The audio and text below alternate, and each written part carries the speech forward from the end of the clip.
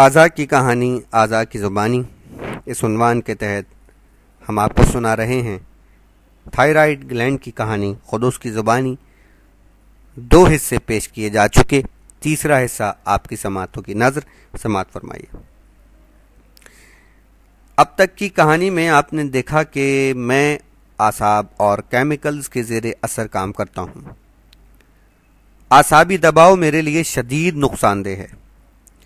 کسی قریبی عزیز کی موت کا صدمہ، کاروبار میں نقصان، خطرناک حادثہ، بڑا آپریشن، الجھنیں، شدید احساس جرم، جذبہ انتقام، غصہ، نفرت، حسد، مایوسی، ان میں سے ایک یا چند ایک آپ اپنے دماغ پر مسلسل طاری رکھیں تو بہت جلد آپ کے جسم کے اندر واقعات و حادثات کا ایک نہ ختم ہونے والا سلسلہ شروع ہو جاتا ہے۔ یہ چین ری ایکشن بے شمار پیچیدگیاں پیدا کرتا ہے۔ میں بار بار ہائپوتھیلیمس کو متحرک کرتا ہوں۔ ہائپوتھیلیمس پیچوٹری گلینڈ کو متحرک کرتا ہے۔ پیچوٹری گلینڈ اسی تناسب سے مجھے بار بار ہارمون جاری کرتا رہتا ہے۔ میں اس کے رد عمل میں کھرب کھرب خلیوں کے لاکھوں کھرب بجلی گھروں کو ہر وقت آن رکھتا ہوں، اور یہ خلیے یعنی سیلز جسم میں موجود ایندھن کے وسائل کو اتنی تیزی سے خرچ کرتے ہیں کہ جسم بیرونی ذرائع سے اس قدر تیزی سے خام مال حاصل نہیں کر پاتا۔ ایندھن کی شدید قلت پیدا ہوتے ہی خطرے کا الارم بجنے لگتا ہے۔ کبھی ایک علاقے کے توانائی گھر بند ہو جاتے ہیں، کبھی دوسرے علاقے کے، اور پھر اچانک ہی کسی دن مکمل بلیک آؤٹ ہو جاتا ہے۔ جسم کی تمام حساس تنصیبات پر اندھیرا چھا جاتا ہے، تمام فیکٹریاں بند ہو جاتی ہیں، سارے سسٹم جواب دے جاتے ہیں، اور انسان گوشت اور ہڈیوں کے قابل تدفین ڈھیر میں تبدیل ہو جاتا ہے۔ اس لیے ضروری ہے کہ دماغ کے بوجھ کو کم کرتے رہیں، غصے، انتقام، نفرت، مایوسی اور حسد کے جذبات کو پروان نہ چڑھنے دیں، مشکلات و مسائل کو ہر وقت دماغ پر طاری نہ رکھیں۔ جو کل ابھی آیا نہیں اس کے لیے آج پریشان نہ ہو۔ یہ جملہ بہت کام کا ہے کہ جو کل ابھی آیا نہیں اس کے لیے آج پریشان نہ ہو۔ ایسے کام کرتے رہیں جو منفی اثرات سے نجات دلا کر آپ کو ذہنی سکون اور خوشیاں فراہم کر سکیں، اور سب سے بڑھ کر یہ کہ دعا کے ذریعے اپنے پالنے والے سے رابطے میں رہنے کی عادت ڈالیں۔ ذہنی دباؤ سے بچنے کے لیے دعا سے بہتر کوئی علاج آج تک دریافت نہیں ہوا۔ عام حالات میں میرے ارد گرد بہت سے خطرات منڈلاتے رہتے ہیں۔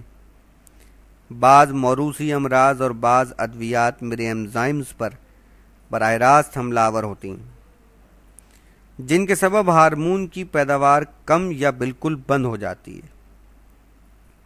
بعض نامعلوم اسباب کی بنا پر ایسا بھی ہوتا ہے کہ میں اچانک ہی کام کرنا بند کر دوں۔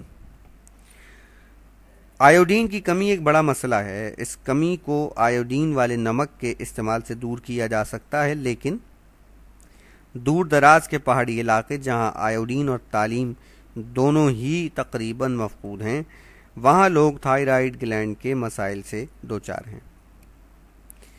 آیوڈین میری قوت حیات ہے۔ جب یہ معمول کے مطابق مجھے نہ ملے تو میں جسم کے ایک ایک خلیے میں اسے تلاش کرتا ہوں، اور میرے ارد گرد اتنے خلیے جمع ہو جاتے ہیں کہ میرا وزن اور حجم دونوں بڑھنے لگتا ہے۔ آپ نے بہت سے لوگوں کی گردن پر آگے کی طرف بڑھا ہوا گوشت دیکھا ہوگا۔ یہ آیوڈین کی کمی کی وجہ سے ہی ہوتا ہے۔ یہ زندگی کے لیے زیادہ خطرناک نہیں ہوتا، لیکن اگر یہ اتنا بڑھ جائے کہ سانس کی نالی کو دبانے لگے تو نتائج کا اندازہ کرنا مشکل نہیں۔ پیچوٹری گلینڈ کے قریب پیدا ہونے والی رسولی یعنی ٹیومر بھی بے شمار مشکلات پیدا کر سکتی ہے۔ کینسر جسم کے کسی دوسری حصے کی نسبت مجھ میں تیزی سے پھیلتا ہے اور مجھ ہی تک محدود رہتا ہے۔ اسے آپریشن کے ذریعے نکالا جا سکتا ہے، میرا علاج تابکاری کے ذریعے بھی ممکن ہے اور دواؤں کے ذریعے بھی۔ خوش قسمتی سے ڈاکٹرز آپ کے دوسرے غدود کی نسبت میرے بارے میں زیادہ معلومات رکھتے ہیں اور مریض کی زندگی کو بے شمار صورتوں میں کوئی خطرہ لاحق نہیں ہوتا۔ اگر میری کارکردگی سست پڑ جائے تو اس کے لیے مطلوبہ ہارمون کی گولیاں موجود ہیں۔ اگر اس میں زیادہ تیز رفتاری کا مظاہرہ کرنے لگوں تو ایسی دوائیں موجود ہیں جو میرے ہارمون پیدا کرنے کی رفتار کو اعتدال پر لے آئیں۔ ریڈیو ایکٹیو آیوڈین کا استعمال بھی اس مسئلے کو حل کر سکتا ہے۔ یہ آیوڈین براہ راست مجھ تک آئے گی اور اس کے تابکاری اثرات میرے خلیوں پر اثر انداز ہو کر ان کی اضافی پیداوار کو ختم کر دیں گے۔ اس آیوڈین کے تابکاری اثرات زیادہ سے زیادہ چند ہفتوں میں زائل ہو جاتے ہیں۔ بڑھے ہوئے تھائرائیڈ گلینڈ کا علاج بعض صورتوں میں آپریشن کے ذریعے بھی کیا جاتا ہے۔ سرجن کو یہ طے کرنا ہوتا ہے کہ وہ سرجری کے ذریعے میرا کتنا حصہ نکالے گا۔ اگر یہ میرا چھوٹا حصہ ہے تو میں اپنے ہارمونز کی پیداوار کو معمول کے مطابق جاری رکھتا ہوں۔ آپریشن کے دوران اگر میرا زیادہ حصہ یعنی بڑا حصہ الگ کر دیا جائے تو ایسی صورت میں معمول کے مطابق کام کرنے کے لیے مجھے تھائرائیڈ ہارمون کی گولیوں اور تھراپی کی اضافی مدد درکار ہوگی۔ مجھ میں خرابی کی کئی علامات ہیں۔ ڈاکٹر صاحبان ابتدائی طور پر انہی کے ذریعے کسی نتیجے پر پہنچتے ہیں۔ مثلاً وہ آپ سے کہیں گے کہ اپنا ہاتھ سامنے کی طرف سیدھا کر کے دکھائیں۔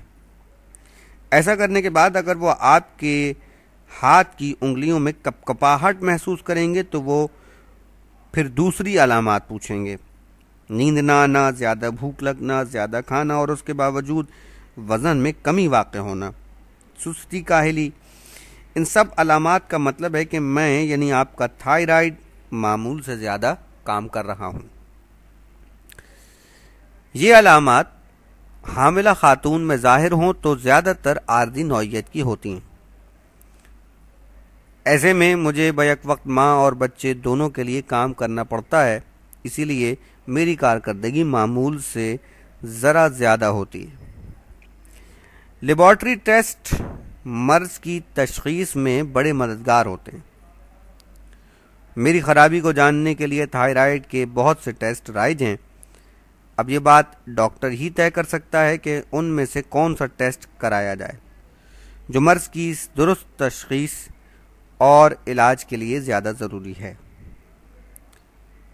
تو جناب، یہ تھی میری مختصر کہانی، لیکن یہ کہانی ابھی ختم نہیں ہوئی ہے۔ حقیقت یہ ہے کہ ماہرین ابھی تک میری خدمات کے چند ہی پہلو دریافت کر سکے ہیں۔ تحقیق و تجربات کے بہت سے افق وقت کے ساتھ نمایاں ہوں گے۔